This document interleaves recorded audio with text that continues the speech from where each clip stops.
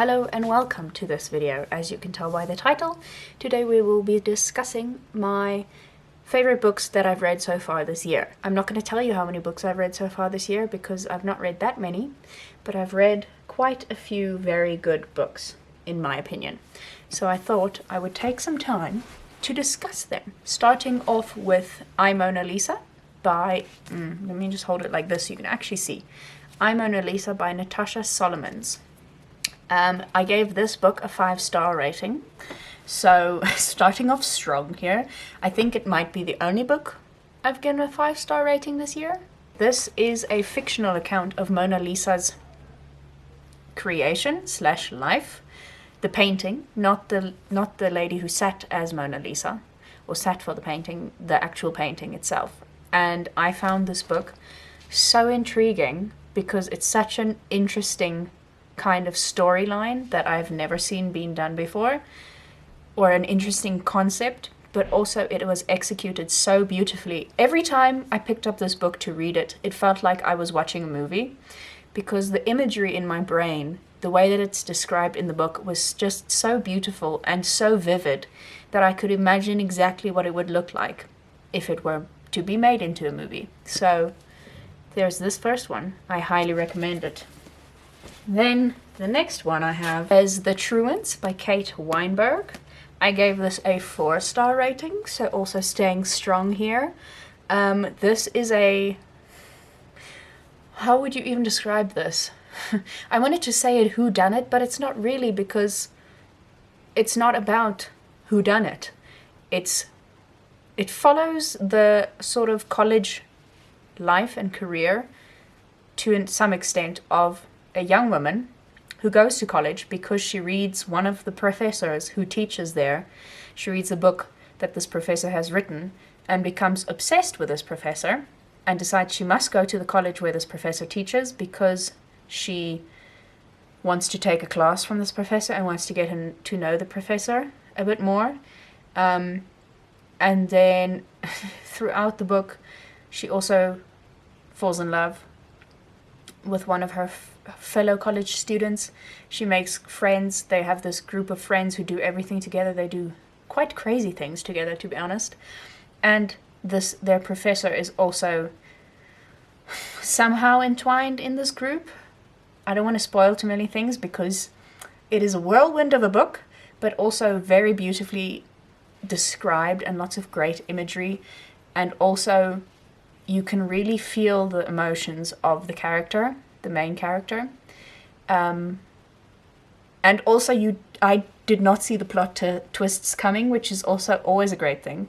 It's not bad if you can see the plot twists coming. It just means that it's refreshing and really great when you do find a book where you don't see the plot twist coming. That's The Truants.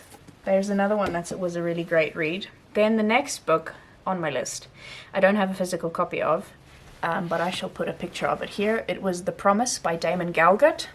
I have said this before, but I wasn't planning on reading this book because everybody was hyping it up so much, and I don't tend to read, or don't tend to want to read books where people have hyped it up too much or where it has a kind of cult following, because often I think that the book is actually not really that great. It's just, it has appealed to a very specific type of person, and they are making it out to be better than it actually is, if that makes sense.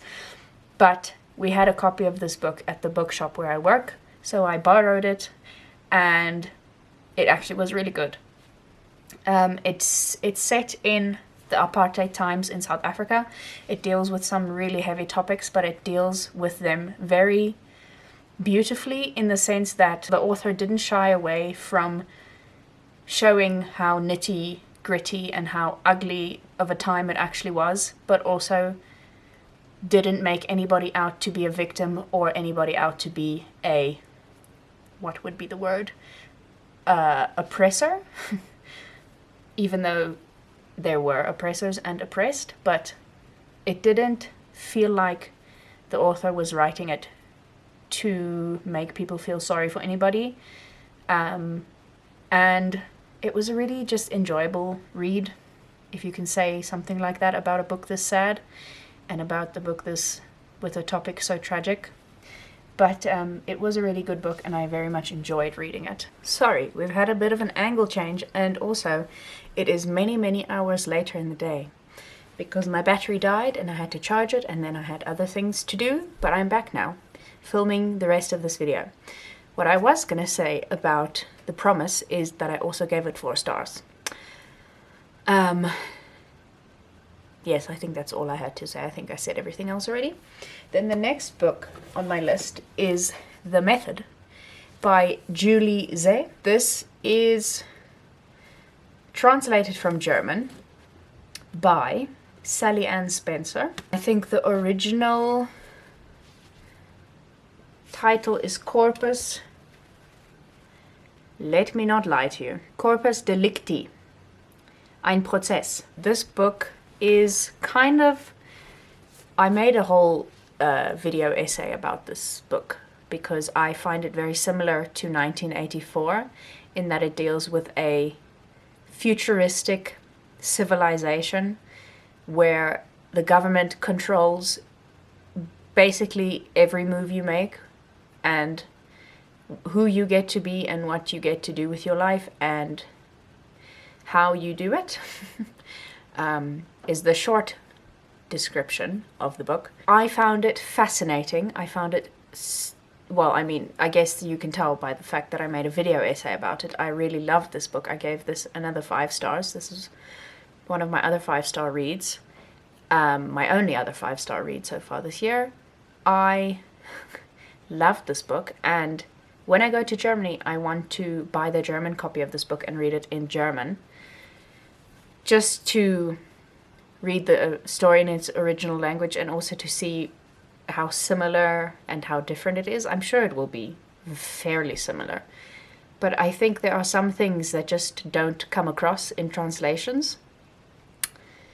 So I would love to read the original.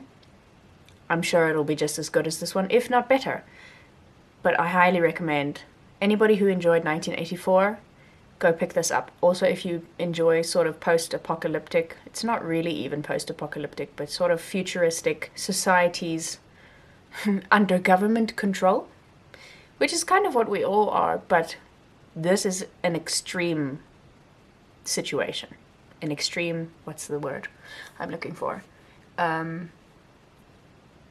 Example. So there's that. And then the last book I want to chat to you about today is Scratch, which is a compilation of essays by writers about writing, work, and how they make money. So basically the business of being a writer. And it is compiled or edited by Manjula Martin, who is the founder of Scratch magazine. I found these essays, I mean, you can see how many sticky, well, I don't think you actually can see, but I put a lot of sticky tabs in this book. There we go, that's a better representation. So I really enjoyed these essays. I had 2 in particular that I enjoyed very, very much.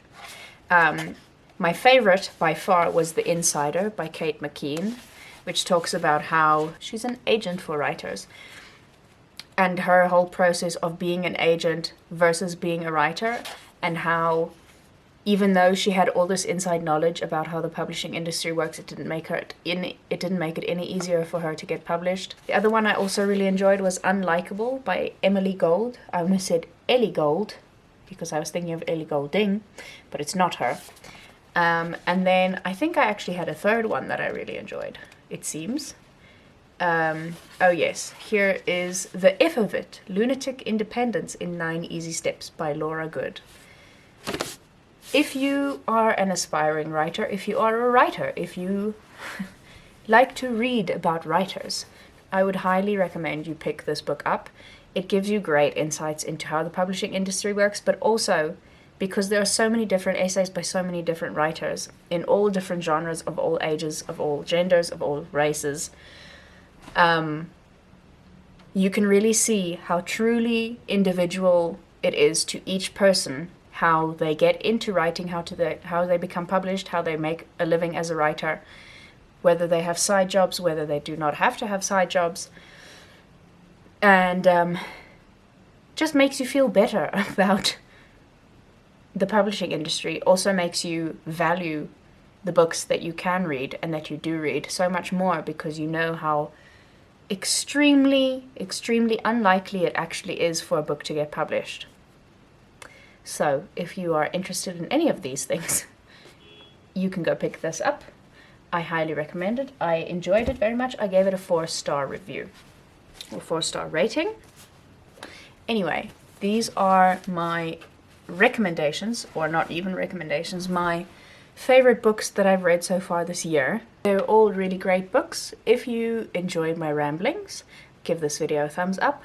If any of these books sound interesting to you, I hope you go and pick them up. I hope you support the writers who wrote the books and go buy a copy in a bookshop, or get an ebook, or get the audiobook, whichever is your preferred medium. Thank you very much for being here. I hope you enjoy the rest of your day or night or afternoon, whatever time it is, wherever you are. And I shall see you again next week with another video. Bye!